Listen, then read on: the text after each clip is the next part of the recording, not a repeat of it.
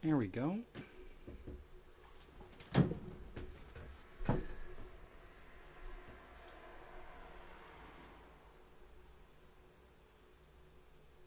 Go ahead and get started. Tell them what we're talking about, and I'm going to get some of this tech stuff Okay. taken care of real quick here. All right. Welcome to the 4T podcast. My name is Austin, and this is Brian. And today, what we're going to be talking about is traveling in Japan.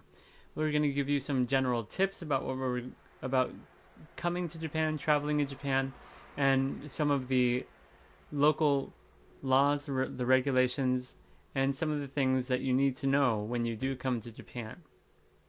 We'll be talking about not only traveling in summer, but traveling throughout the year, and the different destinations in Japan that one should go to.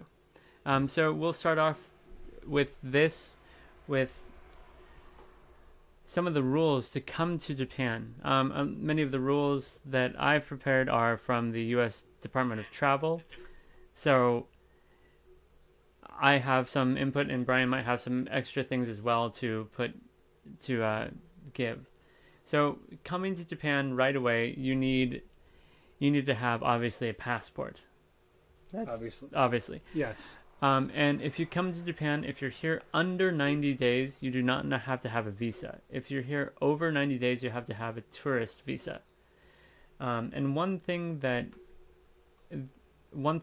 you need to know before you come, especially if you're coming as an ALT, you cannot have a job as on a tourist visa. You have to already be sponsored and have a job when you come to Japan and have the worker's visa if you're going to work. When I came to Japan, I had no visa. I was staying here only for under 90 days. That's what I put on my passport, and I already had a job, which was completely illegal, but that was what I was told to do by my dispatch company. And then within the first month of being here, they took care of all the paperwork and gave me the visa that I needed to actually start working. One thing that's interesting, if you are a veteran coming to Japan, you do not technically need your passport if you have the correct paperwork when you come to Japan. If you're a soldier, you do not need any visas. You just need the clearance from the governing body that you're a part of, so Army or Navy. But if you are part of the family of the vet, of the soldier that is coming, you do need your passport. Yep. No matter what their clearance is, which was very interesting. I didn't know that before. Right. Yeah. If you work anything over 90 days, you have to go to your local immigration board and get the visa set there, and you have to have a sponsor as well. So most people's sponsors would be the dispatch company they come with. Right. Some of the other sponsors, if you don't have a job but you're staying somewhere, you can have the person that you're staying with be your sponsor as well. So they're responsible for you if you do anything in Japan. Yep. While you're here. So that's some of the rules coming to Japan. Can you think of any things I've missed? 90-day permits, having your passport, obviously. Yeah. And this is just to get into Japan? Getting into Japan right away. Yeah. No, I think that covers most bases. Yeah. This is basically for U.S. citizens because other countries have different visas. Like you have working day visa. Yes. From the UK. I think the holiday is it holiday visa? It's a working holiday visa, something to that effect. I think it's 6 months or 7 months or something like that. You come here and you can work a certain number of hours while being a tourist. It's something, something to that effect. It's something where you cannot work full time. Yeah. Yeah, a lot of my friends who came through either Australia or England or the United Kingdom, they were on that visa coming in. Yeah. And so they were just there's a student visa where you can work part-time, but you have to go to university, you have to be enrolled, or you can be the working tourist visa. Yeah, but the U.S. does not have a working tourist visa. As a matter of fact, if you get caught working on a tourist visa, you will be deported. Yeah, and one thing about that, if you get deported, it's almost guaranteed you won't be welcome back in Japan because of that. Up to 10 years, is it? It's something really ridiculous. They're very strict about that. So that's one thing that really, when I was researching this, really kind of made me a little angry, because I came in, the dispatch company said, just come in, we'll start working, and that's 100% illegal. Yeah. So do your research before you come, especially if you're an American. Yep. One thing that's started happening, when I came to Japan 10 years ago, there was no fingerprinting or taking pictures. Yep. But more and more it's become not automated, but it's been required that you have to get fingerprint scans. Only foreigners have to get fingerprint scans and face recognition photos taken upon entry and exit from Japan. Yep. Which is interesting. Oh, don't forget to talk about the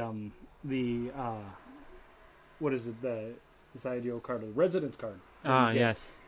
Usually if you're coming in and you're not on a tourist visa and you're coming in to work and you went through all the connections to get to like all the hoops that you had to jump through to go through the embassy, to get all the stuff for your work visa, to get your what is it, certificate of eligibility. Yeah, once you've gone through all that and you've brought it to Japan, you then hand that over to the customs officer, and they give you your card after taking your picture. Yeah.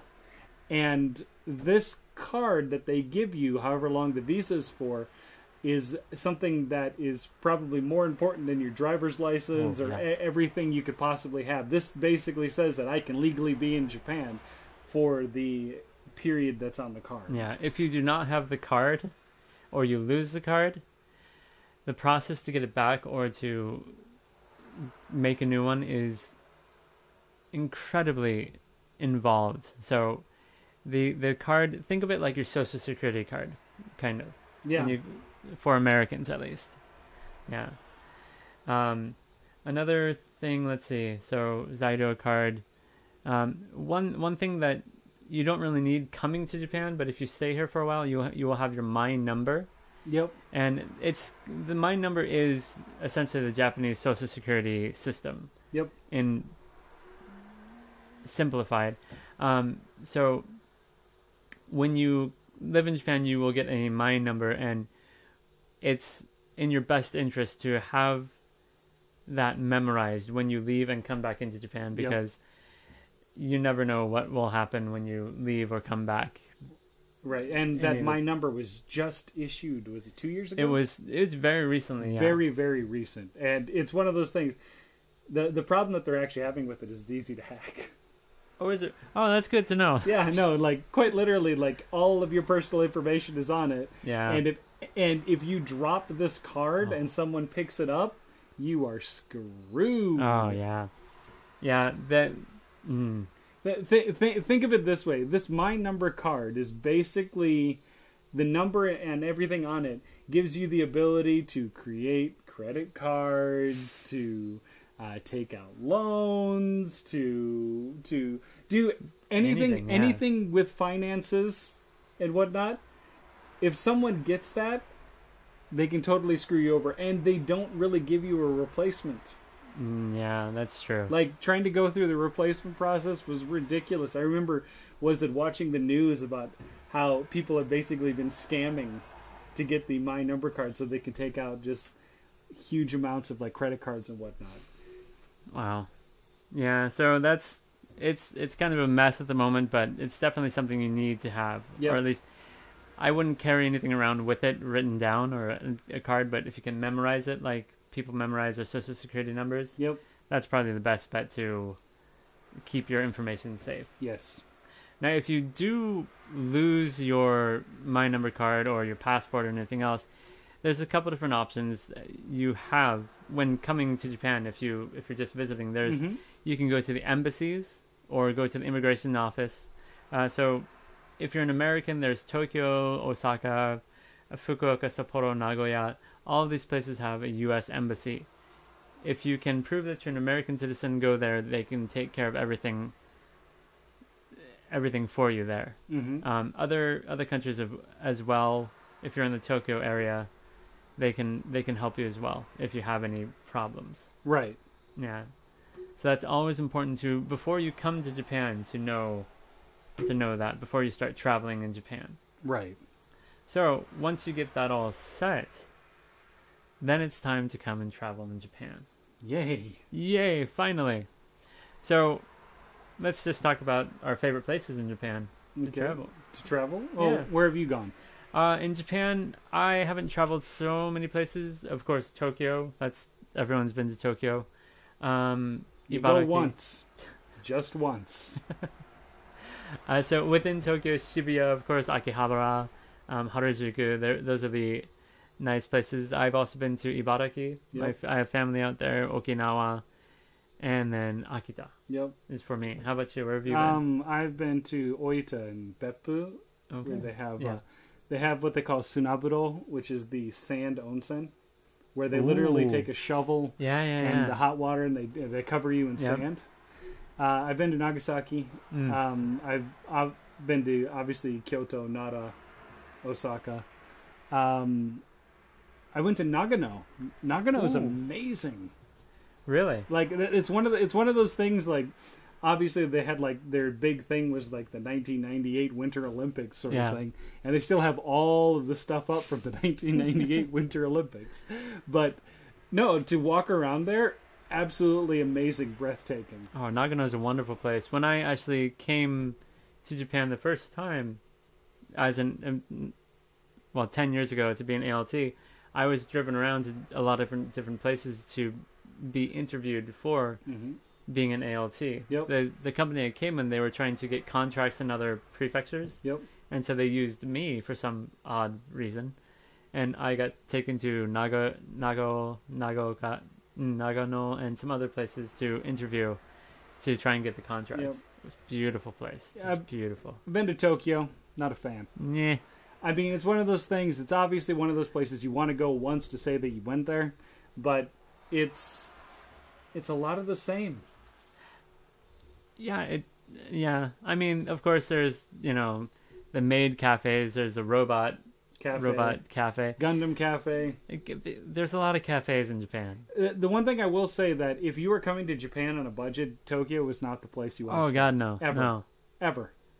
You're better off taking a train an hour out of Tokyo to go to some suburb, or even if you're on the bullet train, going up to like Fukushima or going up to what is it, like Sendai, or even going farther down south to like Nagoya. Yeah. And you would be surprised at how much money you actually save and how much you can actually see in Japan with that. Oh, no, and just speaking about the Shinkansen and the local trains and the buses, when you come to Japan, you can, if you are a foreigner only, you can get something called a JR pass. Yep.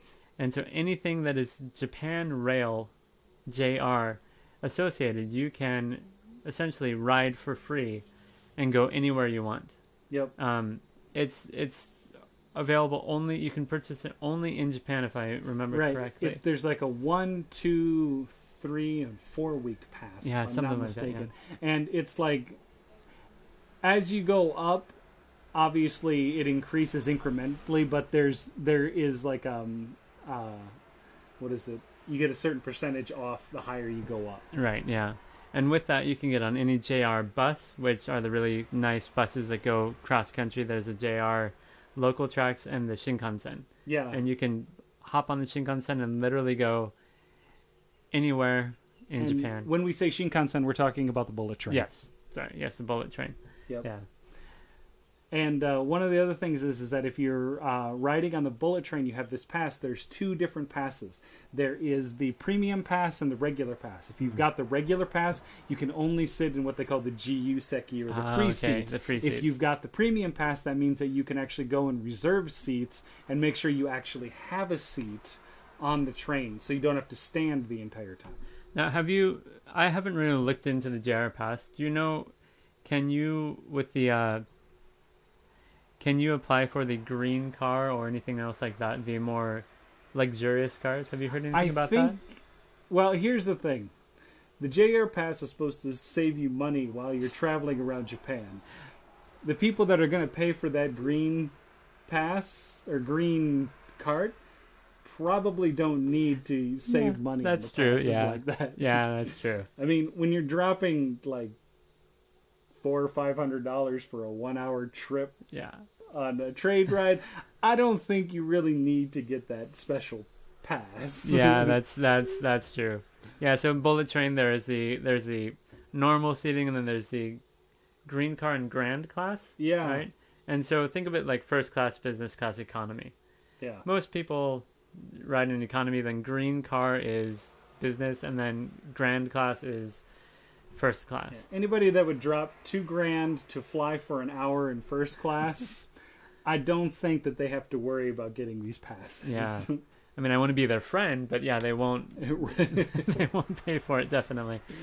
Yeah. So getting around in Japan, traveling in Japan, probably one of your safest bets to go get around fast on a budget is a JR Pass. Definitely. And that way you can pretty much have access to anywhere in Japan. And if you're coming during peak season where it's going to be like a Japanese vacation period and whatnot, expect to stand the entire time if you got the free pass. Yeah. And expect there to be very minimal amount of room.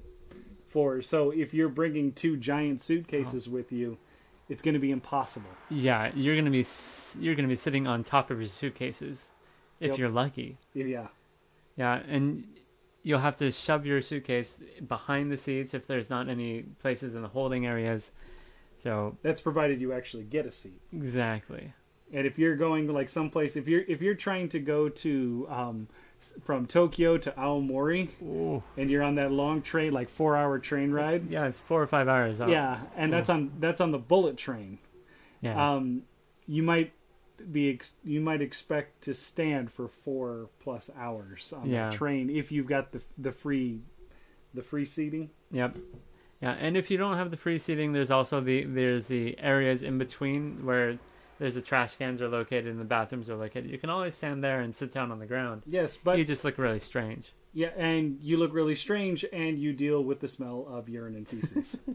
And you also have to deal with the cart ladies who come by and turn around in those areas. The snack ladies who come through.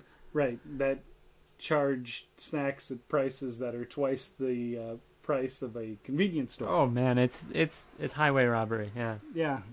No, the highway robbers are saying it's highway robbery. So yeah, the JR Pass, the Shinkansen, and anything JR is a really good way to get around in Japan. Yep. What are some of the places that you would recommend people to come to when they're traveling around Japan? It all depends on what kind of person you are and your financing. So I would say that if you have money to spend and you want to spend a lot of money, experience a whole bunch of things like clubs and whatnot, Tokyo and Roppongi is going to be your go-to place. Yeah. If you are the kind of person that you want to see traditional Japan, you want to see how things looked in old Japan and whatnot, definitely want to go down to Kyoto or Nara. Definitely, yeah. And I mean, you can go to any Nagoya also has some really nice buildings, whatnot. Tohoku even has some really good places to visit. Oh yeah, definitely. Yeah, near where we live, near the Sendai area, there's a place in Yamagata, which is next to Sendai, called Yamadera. Yamadera literally means mountain temple. Yeah, it's a beautiful place. If you ever get a chance to take the train there, and you can get off the train and walk straight up the mountain to it. Yeah, beautiful views. Yeah, to hike up the mountain. I've been there multiple times. It's an amazing place, absolutely amazing. So in all honesty, if you are the adventurous type and you want to be in rugged Japan and you want to be where there's absolutely no English speakers at all and you have to rely entirely on your Japanese, Tohoku is the place to come. Yeah, Tohoku, the northern part of Japan is a really nice place to come. Yep. Yeah, it's definitely 100% different than anything in Tokyo or lower Japan. I mean, southern Japan. I run that, that YouTube channel with Guido TTJ. There you go. So I go to different locations around Tohoku and whatnot. Iwate has got Chusonji, which has traditional Japanese like folklore legend attached to it between like Yoshitsune and Benkei. You can go up to Aomori and visit the Buddy Christ. That's right, I forgot about that. Apparently there's a place in Aomori where Jesus escaped so he didn't have to die on the cross and lived in Aomori for until he died. Right, yeah. And he has this like tomb and everything like there.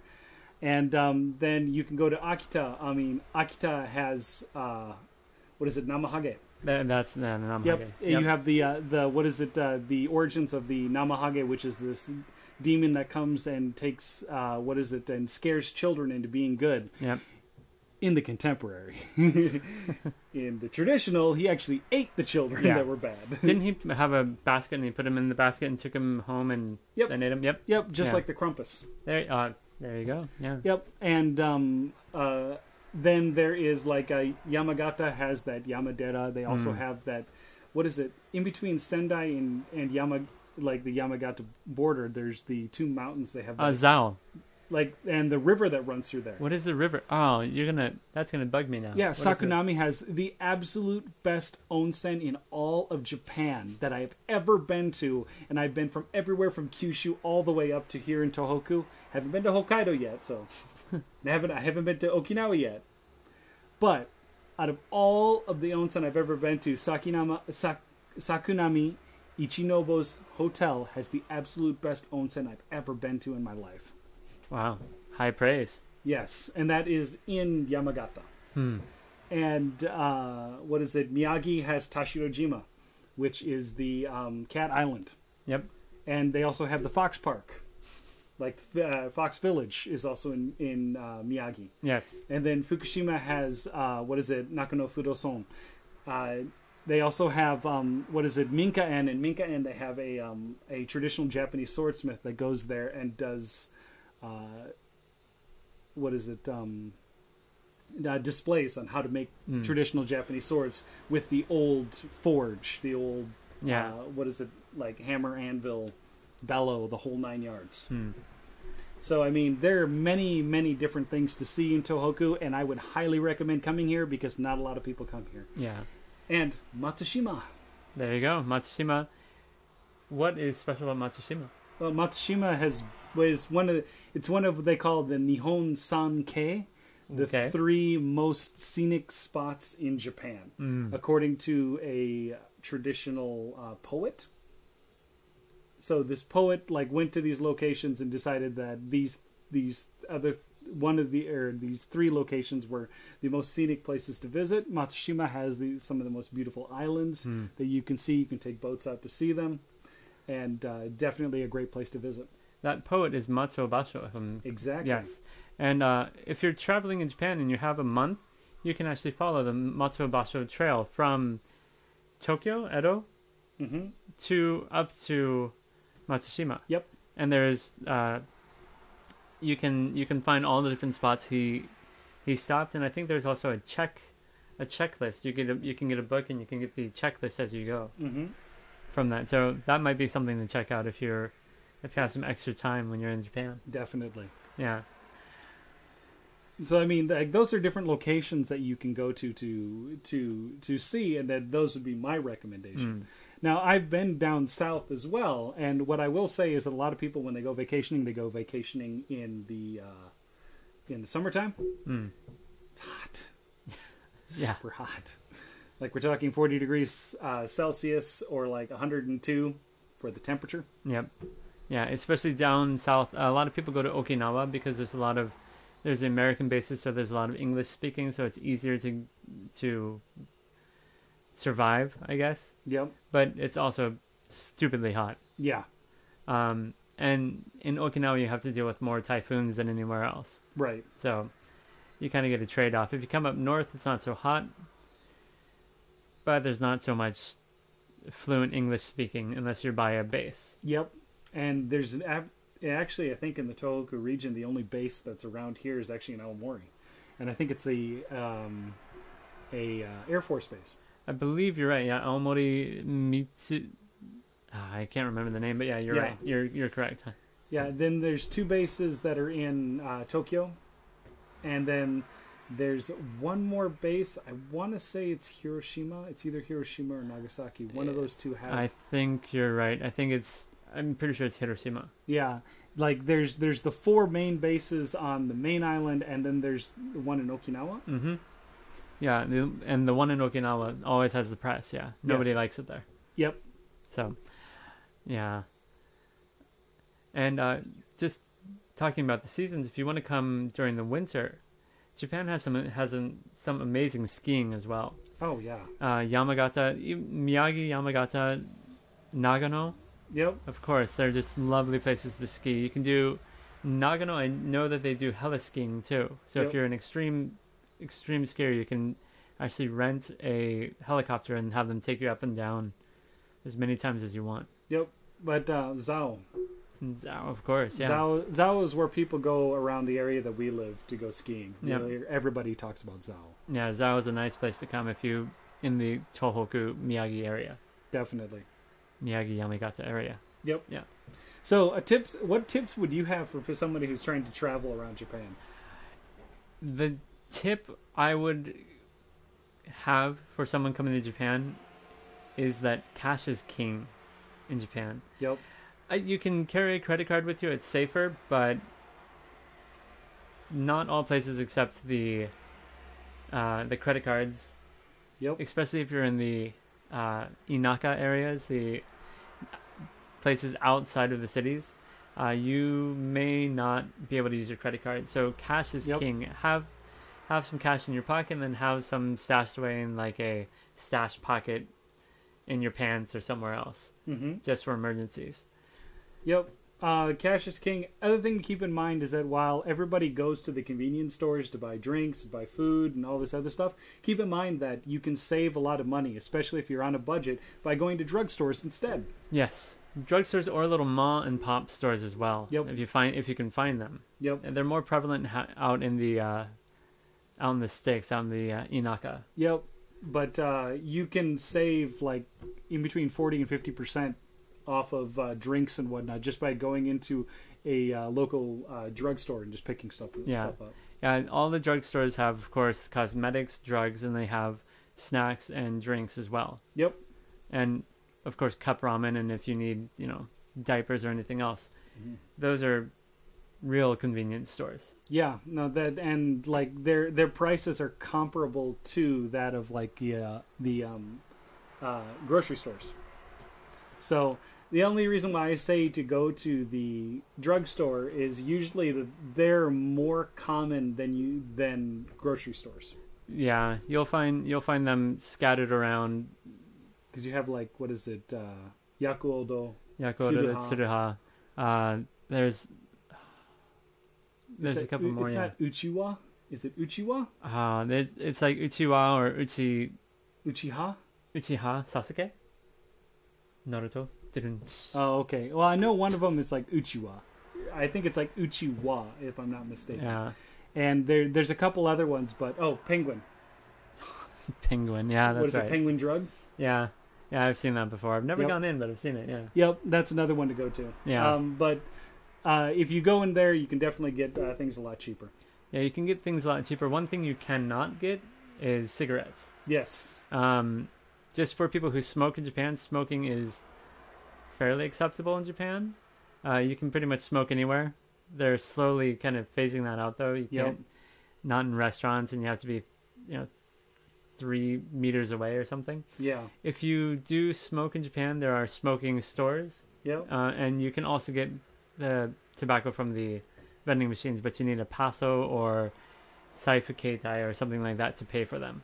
Yep. So, yeah, that's a little Well, bit. except at the convenience stores, you can pay cash there. Yeah, if you can pick them up there. Yeah, if you need to get cigarettes, you can go to any grocery store, or you can go to any convenience store and pay cash to get them. You don't have to have like, what is it, the Taspo or Pasto? Yeah, or the whatever. Paso and any of those. Yeah. Yeah, and I quit smoking like 6 years ago. So. Yeah. So it doesn't really apply for us, but Well, no, I mean I used to buy cigarettes in Japan. oh, well, there you go. Yeah. So what was it? The other thing I was going to say, I had a brain fart. I don't know. Yeah. Sorry. But any other tips for traveling around in Japan? We have Yeah, definitely. If you are going to go to, I just remembered my thought. What is it? If you're going to be going to any traditional kind of like temple, you're going to go to any like grounds, anything that deals with traditional Japan, opens at 9, closes at 4. Every place is the same. Do not expect to be able to get into the place at 8 o'clock in the morning or at 4:01 at night. It will not work. Yeah. Any of the definitely that holds true for pretty much anywhere, any of the traditional places in Japan. Yeah. So any temple you want to go to, any shrine you want to go to, any what is it? Like an example, like if you're in Kyoto, Inari Taisha, Kinkakuji, the Golden Pavilion, Nijojo, that castle that they have there, and whatnot, opens at 9, closes at 4. Yeah, and of course this is Japan, so they're very strict about the time. So very strict. You'll be told definitely by the staff whether you can come in or not.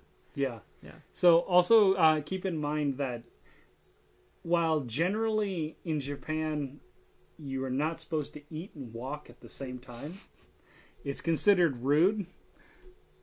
But I would honestly say that if you're if you're moving and it's lunchtime and you're trying to get to all these different traditional locations before they all close, eat and walk.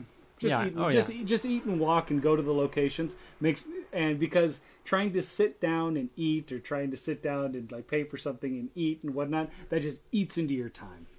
Yeah, it is rude traditionally from the Japanese standpoint, but if you're here and you don't have the time and you don't have the budget to sit down and take your time, yeah, it's fine. It's not a huge taboo. Like it's like one of those things. Like I got a week, I got to see everything. I got to like if that is your what's going on with you, then you definitely need to eat while you're walking. Yeah, you're not hurting anyone.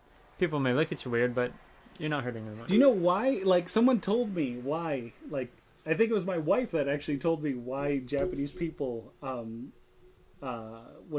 eat and walk. Well, I don't know why. I've been told that it's a very gaijin thing to do. Yeah. No, apparently in Japan, the belief is that if you do not sit down to eat, you will get indigestion. Well, I can see that. That's an interesting train of thought. Right, like a stomach ache, indigestion. Yeah. So that is the general thought process. It's like that. Swimming after you eat. Yep. Kind of makes sense, yeah. Except for that's not true. Yeah, well, yeah. Yeah. Like, people say that it's not true. Mm.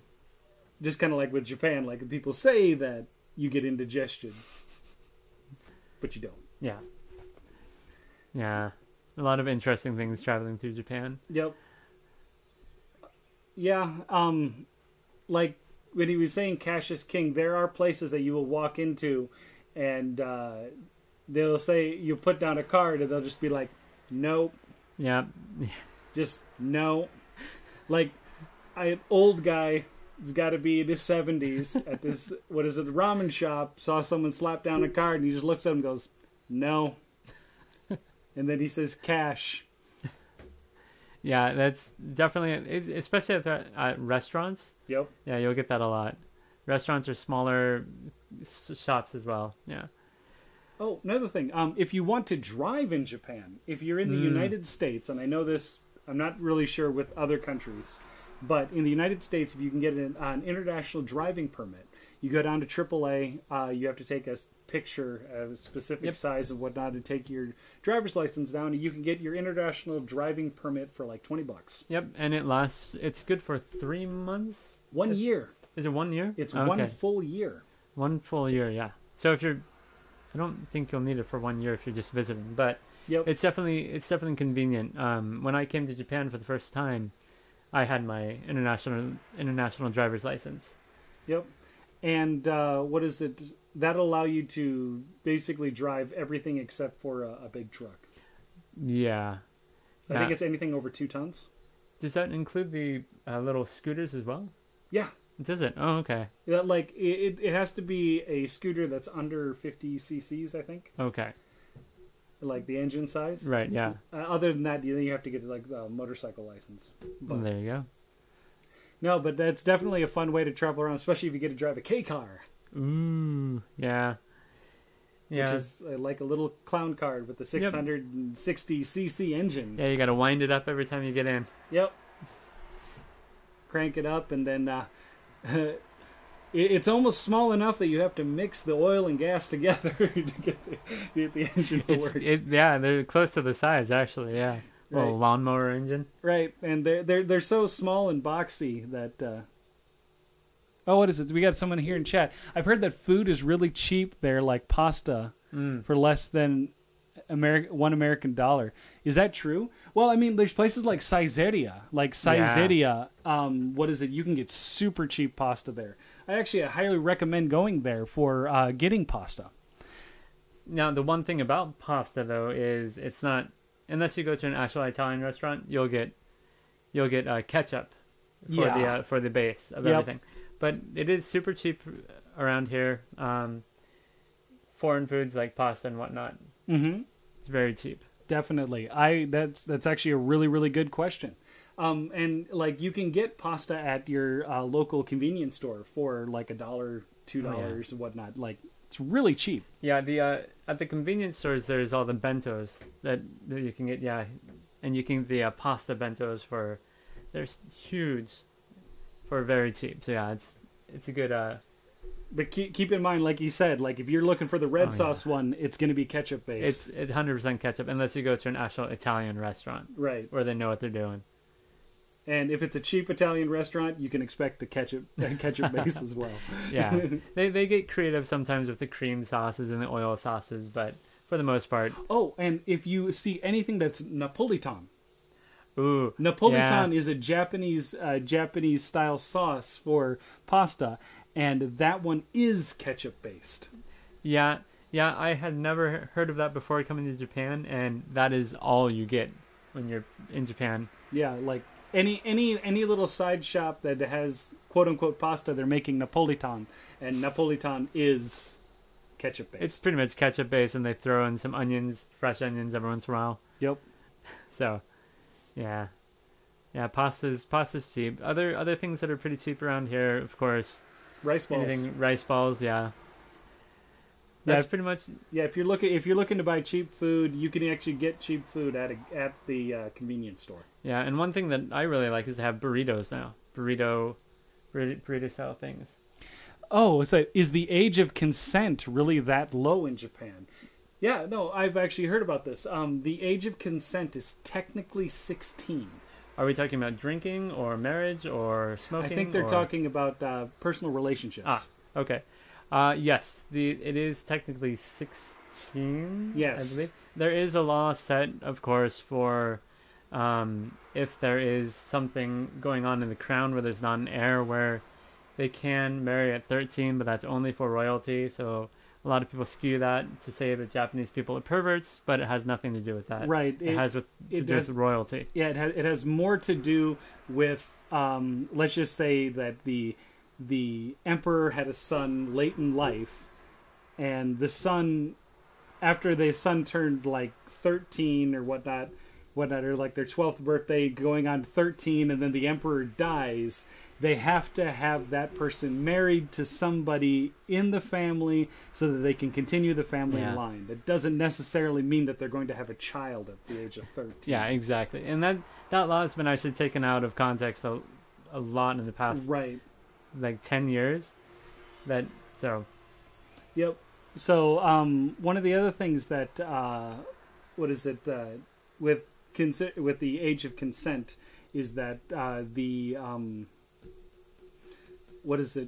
that is only for the 16 years of age is only for dating, if I'm not mistaken. That is, yeah. Anything else for talking about consent? Drinking is 20, and 20. smoking is 20 as well. Exactly. Voting, what is voting? Voting is 18, if 18, I'm not yeah. mistaken. Yeah, so it's kind of all kind of a wide range of ages, Right. which is interesting. Kind of confusing, but interesting. Well, it makes sense in certain contexts. Like you have like the whole traditional aspect of coming of age, and you have the coming of age like ceremony when somebody turns 20 in Japan. Right, yeah. So there's like the whole gambling aspect. You have to be 20. You know, drinking, smoking, and whatnot. But when it comes to other legal aspects like voting or renting pornography. Yeah, I was gonna bring that up. Yeah, yeah, it's 18. Yeah, which is interesting. Yeah, so, what else? Is there anything restriction wise you would give any advice about when being in Japan, traveling in Japan? When traveling in Japan, yeah, any restrictions? Obviously, the age of consent is something to keep in mind. Exactly. Anything else you can think of that you would need to know before you come to Japan or while you're in Japan? Oh, do not drink a thing of alcohol and drive whatsoever.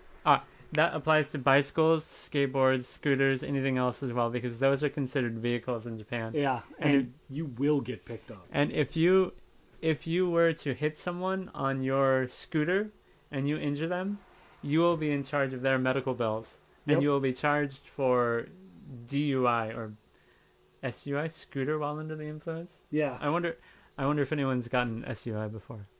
No, what is it? Yeah. I know there definitely have been BUIs before, a lot of BUIs. Biking under the influence. Biking under the influence, yeah. Yep. Oh, yeah. Because that used to be it used to only apply to driving a car. Yep.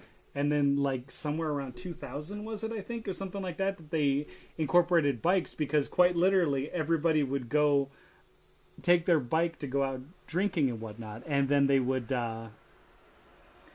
take in not drive, they just take their bike back, so the sidewalks would be filled. So right, yeah. Our buddy here, Lil Mike, is asking, I've heard the Yakuza is like the mafia of the Japanese. Yeah, they are. Are they better or worse as for daily occurrences? The Yakuza used to be in the late 80s, early 90s. They used to be a menace. I mean, 100%. Now they've kind of degraded into companies. Like yeah, they're bureaucracy. Well, yeah, but one of the main things is that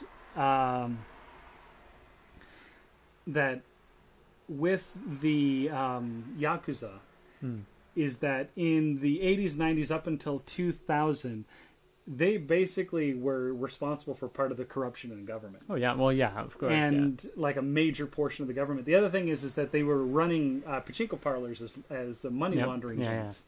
Yeah. And now, to this day, like you could never have anybody that was a part of the Japanese mafia be able to run a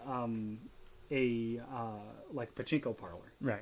Pachinko parlor is basically slot machines and pinball rolled into one. Yeah, it's weird. Yeah. And noisy. Anyway, but now, since after 2000, when they had the huge crackdown in Japan, the mafia now run places of business that normally people don't actually flock to. So, like, you would have funeral homes. Yeah, that's true. And there's certain practices around funeral homes where people give tips or extra money to the person running the funeral home and whatnot, and that's how they run some of their money laundering. Yeah. So they're not as prevalent as they used to be in terms of violence and being out on the streets, but they are still around. The other thing is that, and this is actually a plus side to the Yakuza, and it's actually really strange. There were reports in Ishinomaki that before the government actually got into Ishinomaki, the Yakuza were out giving aid. Oh yeah, they're violent and they're criminals, but they're also philanthropic. They help out after the big earthquake. They were out in force. Yep. No, but I mean, like one of the main things with it is that what was it? Is a maxim that they use. Is like you can't get money from people who can't make a living. Oh, okay. It's something along the lines. You help them to a point where they can help themselves, and then you open your business to them, and they will always remember. There you go. It's like, what is it? In Japan, causing chaos is so counterculture that even the Yakuza do it. Or don't do it. Everyone saves face and everyone wants to keep the peace? Yeah. Well, yeah, technically, yeah. It's one of those things, like, if you are, like, belligerent, drunk, in a bar where there's Yakuza, and you do something really stupid, obviously there's going to be confrontation. Oh, they're gonna take care of you. But, I mean, I will be honest, I was in, and this is actually a story of mine. I was in Kyushu, down in Oita, at this public bath that's up on a mountain that is 100% public. Like, no, you don't have to pay. You just have to go there. Sharing a bath with a whole bunch of Yakuza guys, and you can tell because their entire bodies are covered in tattoos. Yeah. And coolest people to talk to. Oh, yeah. I mean, yeah. I haven't been in a bath with any Yakuza, but you run into some every once in a while. They're not horrible people. They're just... Yeah, they sat down and talked with us for about 30 to 45 minutes. And I was like, my buddies were like, hey, look, there's people here. We can sit and chat with them. And I was like, do you see the sleeves? Are you paying attention to the Oni and the dragon and the giant sleeves of tattoos? Yeah. Yeah, that's something changing though nowadays because everyone's got tattoos now. Yep. It's slowly changing. Piercings, tattoos everywhere. Yep. So, I mean, speaking of crime in Japan, just going off of the U.S.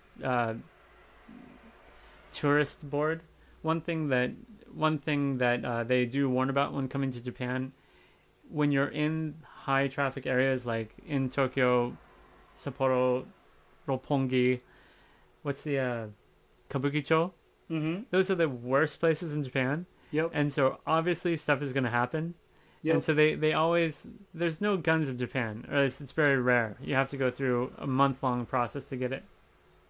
But, something that they were talking about on the website is, drugging people and taking their wallets and, everything else. They wake up in a dumpster somewhere. They're still alive, but they wake up with no clothes on, or, sexual harassment has been something that's kind of increased. Maybe not increased, but it's prevalent in those areas. Yeah. Right. So Lil Mike is saying, so I agree with the government's ideals. The civilians are like 89% and the Yakuza are like 57%. Yeah. Everyone knows the Yakuza pretty much. Yeah. No, I mean they are. A lot of times you can tell who they are just by how they hold themselves in public around other people. Now, there is a difference to be made between the Communist Party and Yakuza. Yeah. Just the ideals that they hold and the way that they hold the business that they do. The guys driving in the black buses. Yeah. Some places they want Japan to go back to the way it was. That's the nationalists. Nationalists. There you go. They want Japan to go back to the way it was, where the emperor and empress are in power, and they want it just pretty much everything to go back to normal. Yeah, they park their vans just down the road. Yeah, I've seen them. It's interesting. They always wave to me for some reason. Yeah. Kind of scary. It's like, are they waving to you, or are they telling you goodbye? I know. I don't know. But no, the Nationalist Party and the Yakuza, they kind of, people think that they're combined together, but no. It depends on, if you go to Osaka, sometimes the local chapters have been infiltrated by Yakuza, and they control business that way, but a lot of those things, they're separated, and that's something to remember when you come to Japan and you hear the old music playing and you see the black trucks coming through. They're not necessarily Yakuza. Exactly. But we should take a break here, And we'll be coming back, and we'll be talking about, is it Henro? I think Henro or tea ceremonies or something like that. Next. Yeah, okay. So we will be back in about 10 minutes or so. Give us a chance here to take a quick break, and we will talk to you a bit, and we'll see you in a little bit, little Mike. Bye. Bye-bye.